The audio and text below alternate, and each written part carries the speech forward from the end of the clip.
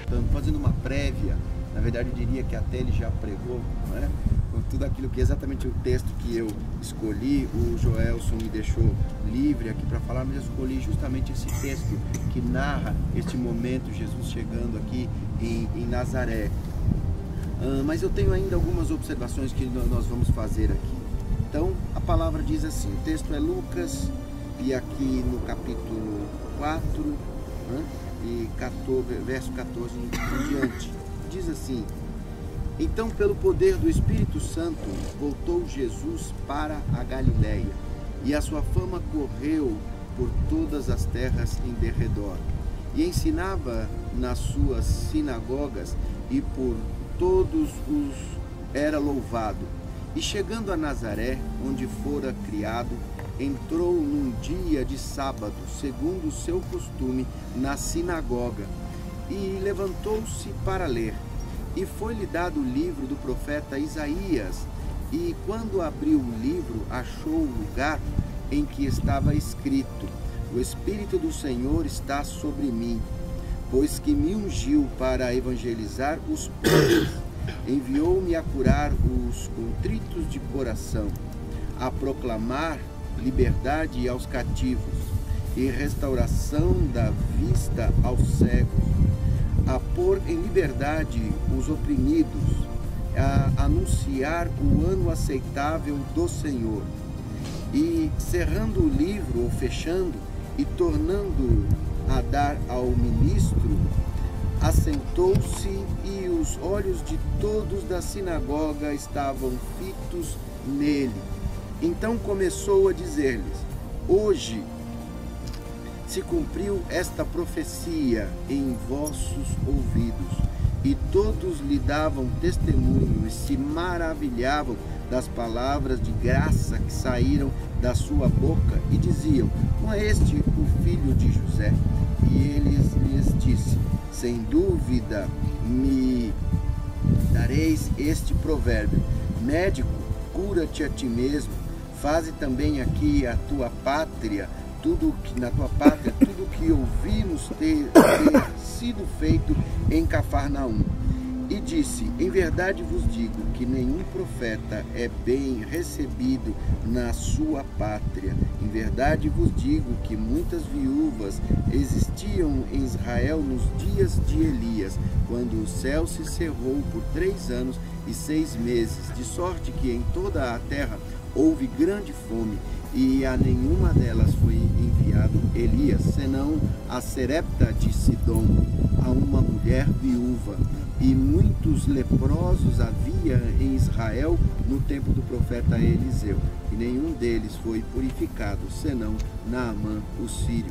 E todos na sinagoga ouviram estas coisas, se encheram de ira, e levantando-se, o expulsaram da cidade e o levaram até o cume do monte em que a cidade deles estava edificada, para dali o precipitarem.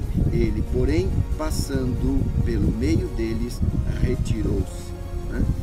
Exatamente é este o lugar em que, depois de Jesus falar na sinagoga em Nazaré, eles trouxeram o Senhor Jesus Cristo. E aqui tem alguns pontos que nos deixa muito intrigados, pelo menos, falando a respeito. Ele começa essa narrativa de Lucas, Lucas começa a falar sobre que Jesus, pelo poder do Espírito, tudo que Jesus fez durante todo o seu ministério foi pelo poder do Espírito Santo. Nada sem o poder do Espírito Santo Jesus realizou. Por isso que naquele momento, para a gente entender melhor, em que os fariseus falam para Jesus assim: você expulsa os demônios pelo Espírito de Deus. Jesus disse: olha, vamos colocar ordem aqui. Todo pecado será perdoado, porém o pecado contra o Espírito Santo, este não há perdão. O que Jesus estava dizendo? Que eles estavam, na verdade, ofendendo ao Espírito Santo, porque tudo que Jesus fazia, todos os milagres que ele realizou, era na dependência do Espírito Santo. E quando que o Espírito Santo veio sobre Jesus? No seu batismo. O Yuval também comentou até isso, no momento do seu batismo, não é isso? Por isso, queridos, que eu quero deixar claro para você, que quando Jesus mais tarde ele vai dizer, olha, vocês farão as mesmas obras que eu fiz e maiores obras farão. Lembra disso? Se ele é Deus, eu ficava me perguntando, como podemos, nós, réis pecadores, fazermos obras iguais e maiores a que Jesus realizou? Mas ele está falando na dependência do Espírito Santo. Então, na dependência do Espírito Santo, nós podemos fazer obras iguais a Jesus, não é isso? Expulsar demônios, curar enfermos e outras coisas mais, falar a palavra, as pessoas se converterem e obras maiores ainda. Então ele continua aqui dizendo que estava ensinando nas sinagogas e por todos era louvado. Interessante que as coisas, quando Jesus então chega naquela sinagoga e Jesus então lhe é dado, no 17 diz, e foi-lhe dado o livro do profeta Isaías. Sabe o que a gente às vezes passa desapercebido aqui? Jesus não escolheu um texto para ler. A Bíblia não estava montada ainda, não é isso? Eram pergaminhos, eram textos separados. Então, ele houve um tempo que eu pensava que Jesus, então, vamos escolher falar sobre este momento que narra uma das profecias de Isaías acerca do Messias. Não, é tão maravilhoso que eles, o responsável, então, chega para Jesus, quando ele se levanta e vai à frente e lhe dá o texto a ser lido. A gente crê que não há coincidência, não é isso? No cristianismo que vivemos, Deus providencia todas as coisas. E Jesus lê exatamente um dos trechos de Isaías em que fala sobre ele mesmo. Este é o texto que fala sobre o Messias, o ministério messiânico. É isso que Jesus está lendo ali. O Espírito do Senhor está sobre mim, pois me ungiu, e o Val falou isso, me ungiu para evangelizar os pobres, enviou-me a curar os contritos de coração. Isto é um ministério messiânico, é o motivo pelo qual o Senhor Jesus veio para cumprir. É isso que ele está dizendo. Mais para baixo aqui ele vai dizer, eu quero observar com você também, logo após ele ter lido isso, ele diz o quê? Parece uma provocação, mas não é, porque era pura verdade. Ele disse, olha, diz que todas as pessoas da sinagoga estavam com os olhos fitos, mais ou menos como você está agora, olhando e prestando atenção no que eu estou dizendo, penso eu. Estavam assim também com Jesus, mas lá o sentimento era de crítica, porque eles estavam pensando assim, logo abaixo vai dizer aqui, mas não é isso. Aqui Jesus, como já foi falado também, ele foi criado nessa região. Então eles estão pensando assim, como ele está dizendo, sabe o que ele está dizendo aqui? Que ele é Messias. Mas como que ele é Messias? Não é esse, por acaso, não é esse o filho de José? E de Maria? Ou seja, nós conhecemos quem é este homem. E como que ele está dizendo que as escrituras e as profecias em Isaías estão mencionando a ele mesmo?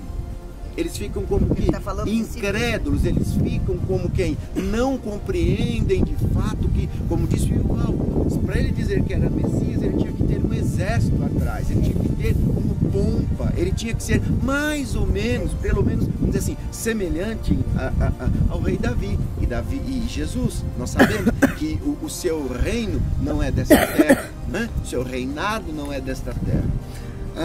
Curioso, então, nós observarmos isso. E há, então, uma incredulidade por parte do povo das palavras que Jesus estava dizendo.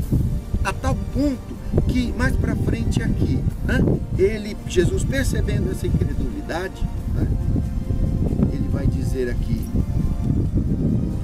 ele faz uma comparação, que o povo entende, que o povo é inteligente. Às vezes a gente pensa que o povo não está entendendo, não vai perceber alguma coisa que nós vamos falar, mas o povo entende sim. É um pouco de presunção pensarmos assim. E aí Jesus então fala, como naquele momento também foi o caso. Jesus então diz a eles conta a história que já era tão conhecida deles. Fala, olha, o profeta Elias, ele vai, outras viúvas estavam necessitadas também, mas ele é enviado a Eliseu. Da mesma maneira, outros homens eram leprosos, inclusive em Israel naquele tempo. E interessante que vem Naamã, que era de onde? Da Síria, né? O comandante, o general Naamã, vem da Síria para ser purificado por Eliseu aqui. O que Jesus está falando? Está concordando com o que ele disse agora há pouco. Olha, o profeta não tem honra senão na sua própria terra. Vocês não me honram porque vocês me conhecem, em outras palavras, e vocês acham que eu não sou capaz de fazer essas coisas, e nem tampouco de ser o Messias. Eles entendem o que Jesus estava dizendo, não é? Então diz que eles pegam a Jesus, o expulsam da sinagoga e o trazem para cá. Queridos, mais uma coisa eu quero observar nesse texto aqui. Quando Jesus diz que lê esta palavra acerca dele mesmo em Isaías, né? Se nós prestarmos atenção quando ele diz em outro momento, eu sou o caminho, a verdade e a vida. São as três portas do templo. Sabe o que Jesus está dizendo? Eu sou Deus. Porque ser Messias não está desassociado, não está divorciado de ser Deus. Então quando ele disse também, eu sou o caminho, a verdade e a vida, ou em outro momento ele diz àquele paralítico, toma os teus pecados estão perdoados, toma o teu leito e anda. Ele também naquele momento é criticado pelos mesmos, porque ele fala, quem é capaz de perdoar pecados se não há somente Deus? Então Jesus diz, qual é mais fácil dizer? Você está curado ou perdoados estão os seus pecados? Aí Jesus completa, porém eu disse, perdoados estão os seus pecados, para saberem que só que Deus, o Filho do Homem, é capaz de perdoar pecados. Por quê? Porque tudo isso é igual a ser Deus.